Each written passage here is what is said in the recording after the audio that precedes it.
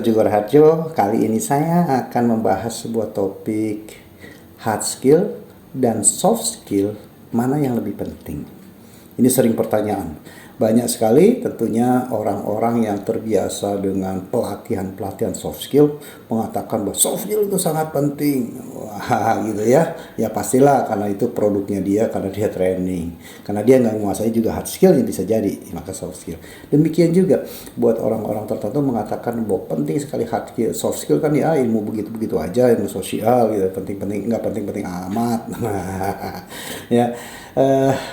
Saya tidak mengatakan mana yang lebih kuat, mana yang lebih penting. Dua-duanya adalah diperlukan. Ibaratnya kalau orang mancing itu ya, orang mancing itu penting kailnya atau penting umpannya. Kita kan nggak bisa milih itu ya. Ya kalau punya kail nggak ada umpan ya nggak dapat ikan. Kita punya umpan nggak ada kail juga nggak dapat ikan.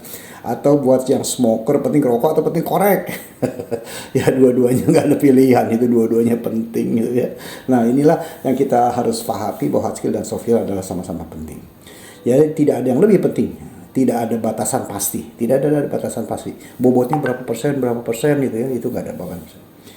Jadi hard skill adalah lebih sifatnya kemampuan teknis ya, kemampuan teknis. Contohnya orang orang sales ya tentunya harus tahu tentang kemampuan teknis tuh, gimana cara bikin rencana kunjungan, bagaimana membuat perencanaan penjualan, bagaimana menawarkan produk, terus bagaimana mengatasi keberatan, itu sifat-sifatnya hard skill dan kemampuan teknis sekali. Nggak ada itu kan bubar juga ya. Nah, sedangkan soft skill adalah kemampuan interaksi, kemampuan sosial, bagaimana saya bisa diterima dengan baik, bagaimana saya bisa dipersepsikan dengan baik, itu soft skill. Nah, dua-duanya akan saling menunjang ya, jadi tidak ada yang lebih penting. Nah, pekerjaan rutin dan individual adalah butuh hard skill menjadi sangat penting. Jadi pekerjaan rutin dan yang sifatnya individual, maka hard skill itu menjadi penting. Karena apa? Sangat tergantung saya loh. Gitu ya. Kemudian pekerjaan rutin orang sales kan keliling. Jadi kemampuan tahu jalan, keliling jalan itu penting gitu ya. Nah, sedangkan pekerjaan yang interaksi dibutuhkan tambahan soft skill sebagai penguat. Ya, bagaimana cara berkomunikasi, bagaimana cara meyakinkan pihak lain, bagaimana saya harus meyakinkan, itu sifatnya soft skill, jadi communication skillnya ya. Nah itu kedua hal yang sangat berbeda.